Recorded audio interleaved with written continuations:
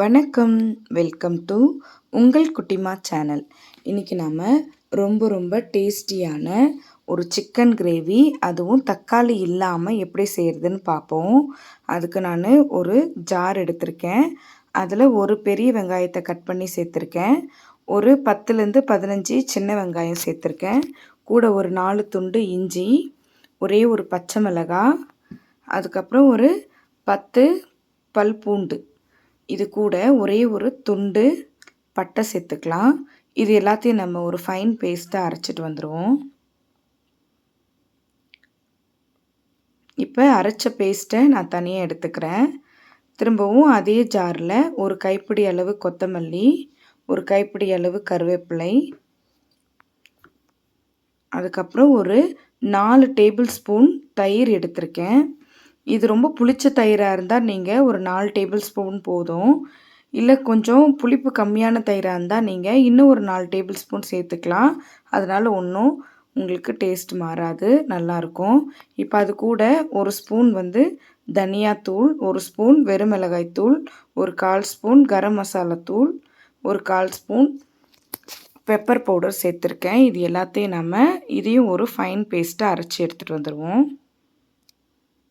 இப்போ சிக்கன் செய்கிறதுக்கு கடாயில் எண்ணெய் வச்சு ஒரு 2 துண்டு பட்டை, 2 ஏலக்காய் போட்டுட்டு, நம்ம முதல்ல அரைச்சோம் இல்லையா வெங்காய பேஸ்ட்டு, அதை எடுத்து போட்டு நல்லா வதக்க ஆரம்பிச்சிடலாம்.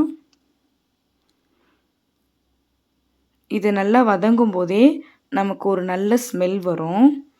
இப்போ தக்காளி ரொம்ப விலையாக இருக்கிறதுனால தக்காளி யோசிப்போம், நம்ம கறி குழம்பு வைக்கிறதுக்கெலாம் தக்காளி எப்படிடா யூஸ் பண்ணுறதுன்னு.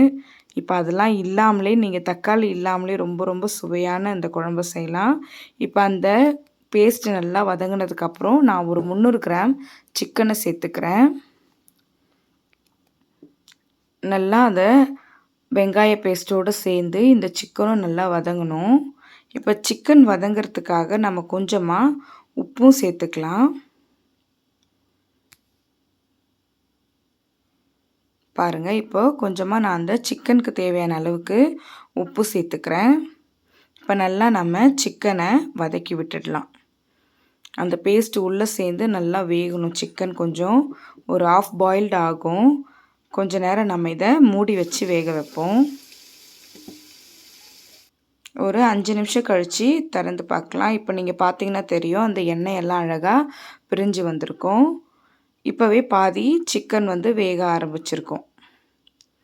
இந்த சமயத்தில் தான் நாம் அரைச்சி வச்சுருக்கிற அந்த கருவேப்பிலை, கொத்தமல்லியெல்லாம் போட்டு அரைச்சோம் இல்லையா, அந்த பேஸ்ட் எடுத்து இப்போ நம்ம இது கூட சேர்த்துக்கலாம்.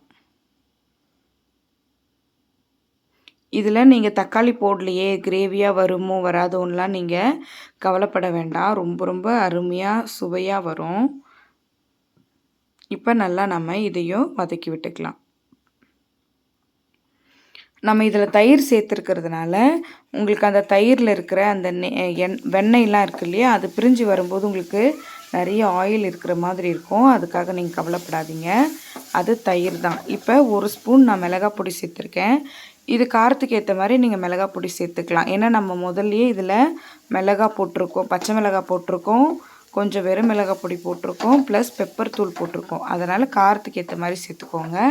இப்போ ஒரு ஸ்பூன் மஞ்சள் பொடி சேர்க்குறேன். எதுக்கு மஞ்சள் பொடி சேர்க்குறேன்னா, அந்த தயிருடைய வாசனை நமக்கு வரக்கூடாது.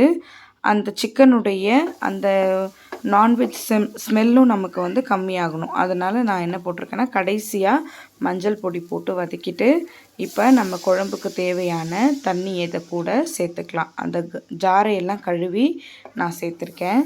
இப்போ இதை நல்லா நம்ம கலந்து விட்டுக்கலாம். நல்லா கலந்து விட்டுட்டு நாம் கொஞ்ச நேரம் இதை நல்லா மூடி வச்சிடலாம். நல்லா கலந்து விட்டுக்கோங்க. சுற்றி இருக்கிற அந்த கிரேவியெல்லாம் நல்லா எடுத்து குழம்புல சேர்த்து அப்படியே கலந்து விட்டுருங்க. இப்போ இதை மூடி வேக வச்சோம்னா நம்மளுடைய சிக்கன் கிரேவி ரெடி ஆகிடும். ரொம்ப சிம்பிள் ப்ராசஸ் தான், பட் ரொம்ப டேஸ்டியான ஒரு குழம்பு. நிச்சயமாக நீங்கள் எல்லாம் ட்ரை பண்ணுங்கள். இப்போ ஒரு 10 நிமிஷம் கழித்து பார்க்கலாம். பார்த்தீங்கன்னா எண்ணெயெல்லாம் கொஞ்சம் லைட்டாக பிரிஞ்சு வந்திருக்கு. இந்த டைமில் நம்ம உப்புலாம் கம்மியாக இருந்ததுன்னா நீங்கள் இந்த நேரத்தில் சேர்த்துக்கலாம். உப்பு பார்த்துட்டு நமக்கு தேவைன்னா சேர்த்துக்கலாம். இப்போ எனக்கு கொஞ்சம் உப்பு கம்மியாக இருந்தது, நான் சேர்த்துட்டேன். இப்போ குழம்பு இன்னும் கொஞ்சம் கொதிக்கணும். ஏன்னா ரொம்ப தண்ணியாக இருக்கிற மாதிரி இருக்குது, எனக்கு கொஞ்சம் கிரேவியாக வேணும், அதனால் நான் கொதிக்க விட்டுருக்கேன். இப்போ பாருங்கள், 5 நிமிஷம் கழித்து பார்க்குறேன். எனக்கு தேவையான கன்சிஸ்டன்சி வந்துருச்சு. அந்த தயிரில் இருந்த அந்த வெண்ணெய், நம்ம ஊற்றின எண்ணெய் எல்லாமே அழகாக பிரிஞ்சு பார்க்குறதுக்கே ரொம்ப டெலிஷியஸான ஒரு சிக்கன் கிரேவி நமக்கு ரெடி ஆகிடுச்சு. அவ்வளோதான். நம்ம இப்போ இந்த சமயத்தில் அப்படியே நம்ம அடுப்பை ஆஃப் பண்ணிக்கலாம். இதுக்கு நம்ம கருவேப்பிலையெல்லாம் தனியாக போடணும்னு அவசியம் இல்லை. ஏன்னா ஆல்ரெடி நம்ம அரைச்சி ஊற்றிருக்கோம். அதனால் அது ரொம்ப அவசியம்லாம் நமக்கு இல்லை கருவேப்பிலை போடணுன்னு. அவ்வளோதான், நமக்கு ரொம்ப ரொம்ப சுவையான சிக்கன் கிரேவி தயாராகிடுச்சு. இப்போ நம்ம இதை சாதத்தில் கலந்து சாப்பிட தயாராகிடுச்சு.